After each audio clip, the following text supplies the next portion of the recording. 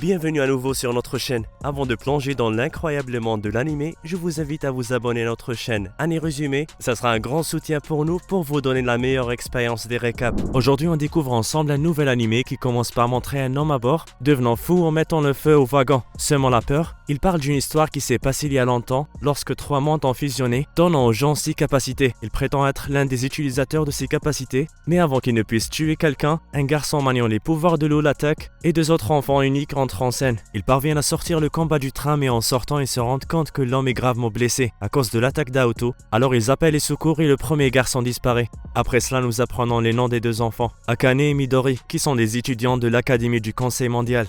Après l'incident, ils vont rencontrer une créature ressemblant à un lapin, appelée Metaban, qui leur dit que selon la caméra de sécurité, l'incident qui s'est produit a été causé par l'homme blessé et que l'utilisateur de l'eau l'a arrêté. Après avoir visionné les images de l'incident, la jeune fille se demande si Aoto peut voir la porte divine où tous les souhaits se réalisent. Mais comme personne ne l'avait auparavant, la porte divine est devenue une légende. Ailleurs, les hauts responsables du Conseil mondial discutent de l'incident et expliquent que l'agresseur était un démon venu de leur monde pour un contrat. Après cela, il est révélé que 3 mondes différents existent. Le monde des fées, Silintia, le monde des humains, Terrastia, et le monde des démons, Elistia. Après cela, le chef du conseil veut parler au garçon utilisateur d'eau. À l'école, le même garçon est entouré de rumeurs selon lesquelles il serait l'assassin de ses propres parents. De retour à Akane et Midori, qui sont convoqués par leurs conseillers, qui sont des fées d'un autre monde, pour leur confier la mission de convaincre Aoto de rejoindre l'académie. Les conseillers ont déjà envoyé une fée des eaux pour le recruter, et elle a réussi à lui faire rencontrer Arthur, le leader de l'académie. Arthur tente de donner au garçon un appareil appelé Driver, qui lui permettra d'utiliser ses pouvoirs, mais Aoto refuse. Après cela, Akane et Midori tentent de lui parler, mais il refuse en leur confirmant qu'il est le fameux tueur des parents et qu'ils doivent rester à l'écart. Ensuite, en rentrant chez lui, il est accosté par un étrange garçon aux cheveux blancs qui lui fait voir un flashback de son enfance quand il était négligé par ses parents et maltraité par son frère. Un passé si triste. Aoto voit le garçon aux cheveux blancs à chaque fois qu'il se souvient de son passé. Et voici les 2 enfants, Akane et Midori, en plus de la fille de l'eau, qui réapparaissent afin de convaincre le garçon de rejoindre l'académie, mais Aoto refuse à nouveau. Les filles essayent de briser la glace en posant des questions sur les chats, mais Akane est frustré pour une raison quelconque et part. Metaban essaie de savoir ce qui ne va pas, mais il n'obtient pas de réponse claire. Et alors qu'il marche, il réalise qu'ils sont dans une rue étrange. Akane se souvient de l'époque où les gens appelaient son père le génie du divin. Il avait des pouvoirs sur le conseil, mais il est mort pendant une de ses expériences. Enfin, c'est ce que le conseil dit, et c'est pourquoi Akane veut atteindre la porte divine pour découvrir la vérité. En marchant, Akane croise un pauvre garçon qui veut de l'argent pour manger. Akane hésite à lui donner de l'argent, et il demande à voir ses parents à la place. Soudain, Aoto arrive en proposant d'acheter du pain, et on dirait qu'il connaît le garçon. Et les parents du garçon sont absents, ce qui agace Akane. Et pendant qu'ils discutent pour savoir si acheter du pain est la bonne chose à faire ou non, un robot patrouilleur passe demandant pacifiquement aux gens de signaler tout danger. Et soudain il s'arrête et se transforme en une machine destructrice. Il commence à tirer des missiles dans toutes les directions et celui qui est derrière tout ça s'appelle Loki. Le pauvre garçon est pris en piège par les flammes et son père ne peut pas le sauver à cause de son ancien traumatisme, ce qui le rend lâche en regardant son fils mourir.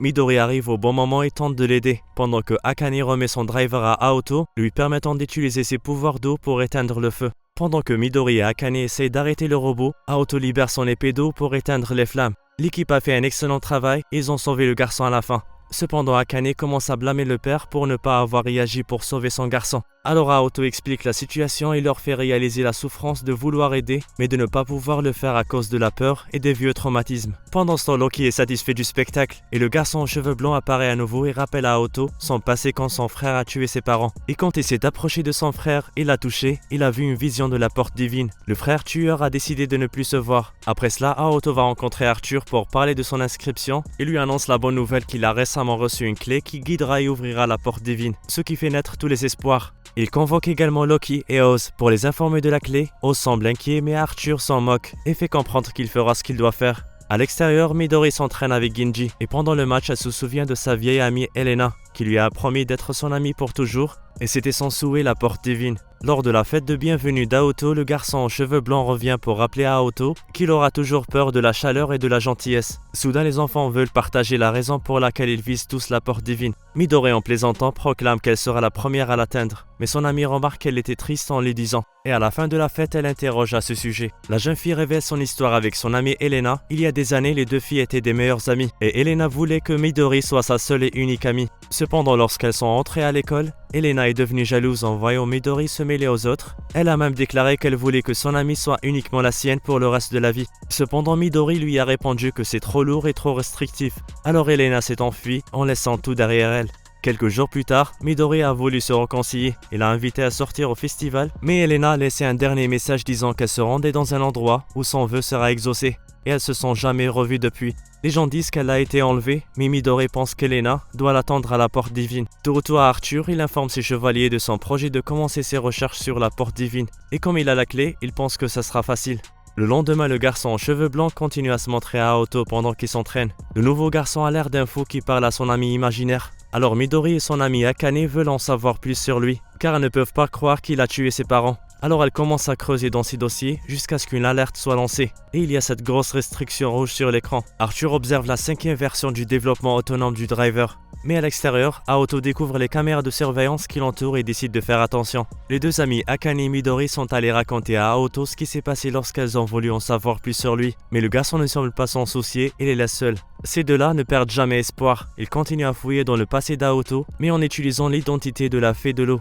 Soudain, un fichier appelé Noël Bleu apparaît sur l'écran. Il parle d'un incident qui s'est produit il y a 2 ans, de 2 meurtriers armés qui ont massacré 666 personnes innocentes. Après avoir creusé davantage, il se rend compte qu'un garçon blanc est derrière ce chaos et qu'il a utilisé un couteau fabriqué à partir d'eau. Et Aoto est le principal suspect, mais il n'y a pas assez de preuves pour l'inculper. Leur curiosité atteint son comble et en creusant davantage, l'alerte rouge se déclenche à nouveau et se retrouve soudain entouré de robots. Bronner, l'un des chevaliers de l'agence militaire secrète, a surveillé leur accès illégal. Et il décide maintenant de leur parler de Noël Bleu en face à face. Et quand Bronner a quitté son siège de surveillance, Schrödinger pirate le système et envoie un message à Aoto pour lui raconter l'incident. Schrödinger se souvient de ce qui s'est passé cette nuit-là. Il y a 2 ans, le ciel est devenu bleu et la pleine lune brillait dans le ciel quand un garçon blanc est entré dans le supermarché. Les lumières se sont éteintes et avec ses lampes d'eau, Aoto a commencé à massacrer tout le monde. Schrödinger se tenait juste là, émerveillé par la couleur bleue des gens et leur sang, et a considéré cette scène comme incroyable. Il a donc voulu le rejoindre. Aoto a accepté avec joie, mais il a laissé une marque sur son visage avant qu'il ne continue à tuer les 666 personnes qui étaient à l'intérieur. Bronner était censé rencontrer son père ce jour-là, mais il a trouvé mourant, et il a dit ces derniers mots en décrivant le tueur. Un garçon blanc aux yeux bleus. Une explosion s'est produite et Arthur a sauvé Bronner qui n'a pas cessé de chercher le tueur depuis. Et maintenant il veut leur aide pour trouver plus de preuves. Mais Midori n'a pas l'idée. Ils veulent tous savoir où est Aoto. Alors Midori le localise. Étonnamment, il se retrouve dans le même centre commercial que celui où le Noël Bleu s'est produit il y a 2 ans. Et il s'avère que Schrödinger a attiré le garçon à cet endroit. Le trio se précipite pour voir ce que Aoto fait là. Il arrive heureusement au bon moment pour interrompre la réunion secrète des 2 garçons.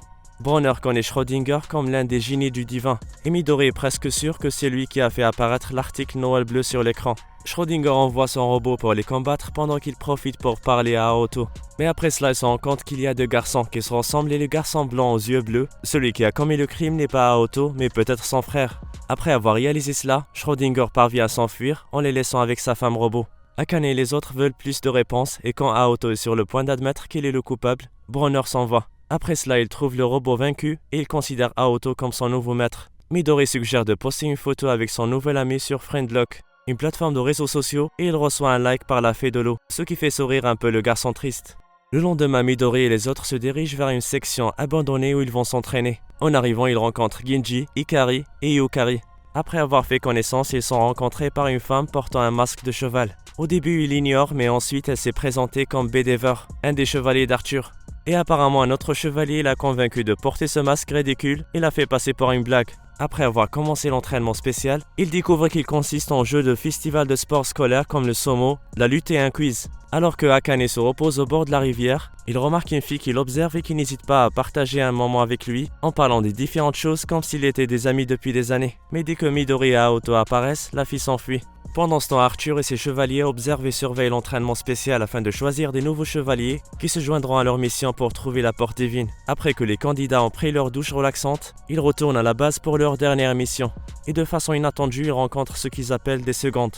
Ceux qui cherchent le pouvoir en traversant la barrière des espèces afin d'atteindre la porte divine. Mais il attaque généralement pas les gens, donc personne ne peut expliquer pourquoi il attaque Aoto et ses amis. Cette fois, ils prétendent avoir outrepassé leur territoire. Akane évite de se battre et court vers la gare. Cependant, il rencontre la même fille qu'il a rencontrée dans la rivière et elle s'avère être une seconde aussi. Elle lui révèle qu'ils étaient des gens normaux qui ont été abandonnés et forcés de se cacher après avoir défié le Conseil mondial. Arthur continue de les observer au lieu d'envoyer des renforts, juste pour voir quel genre de réaction ils auront dans de telles situations. De retour à Akane qui tente d'expliquer à la fille qu'ils ne sont pas une menace pour les secondes. Mais elle le poignarde à la poitrine et avant qu'elle ne puisse le tuer, les autres instructeurs arrivent et la massacrent. C'était le seul moyen de sauver Akane, car tous les concurrents sont importants pour l'avancement de la porte divine. Ce leader semble satisfait du chemin parcouru et de jouer le roi froid alors que ses chevaliers sont en danger. Akane regarde cette gentille fille mourir lentement et elle lui dit de continuer à être heureux. Puis nous voyons un flashback où le jeune Arthur rencontre un enfant nommé Santa. Maintenant Arthur se tient devant le conseil et raconte une brève histoire sur la façon dont la première porte divine est apparue, fusionnant les trois mondes en causant le chaos. Tout cela est arrivé parce que les gens ne se souciaient que d'eux-mêmes. Il promet maintenant d'empêcher que quelque chose comme le Noël bleu se reproduise et fera tout ce qu'il faut pour atteindre la porte divine. Après cela, il réunit tous ses chevaliers dans le bureau pour les informer qu'il est temps d'aller trouver la porte divine et de ramener le monde à son état correct, puisque ceux qui passent cette porte reçoivent le pouvoir de reconstruire et refaire le monde. Aoto et ses amis décident d'aller voir Arthur, mais le garçon aux cheveux blancs apparaît à nouveau. Il commence à le hanter sur le fait qu'il croyait que son souhait se réalisait et sur la douleur qu'il attend à la fin de son voyage. Arthur dit aux enfants qu'il veut qu'ils se joignent à lui pour l'expédition. Ils peuvent avoir des doutes, mais ils restent optimistes et confiants qu'ils arriveront à coup sûr. Loki se souvient du jour où il a rencontré Arthur. Il lui a parlé de son souhait de devenir le roi du monde afin de mettre fin aux guerres et d'apporter la paix. Alors Loki a promis de l'aider dans son voyage, car selon lui, les gens ont besoin d'un bon roi. Et un bon roi a besoin de quelqu'un comme lui pour lui donner l'aide dont il a besoin. Et par cela, ils vont commencer un nouveau voyage tous ensemble afin de ramener la paix. Nous ne savons pas encore si les enfants vont réaliser leur souhait ou non. C'était la première partie de l'anime, j'espère que vous l'avez apprécié. À la prochaine fois, bye.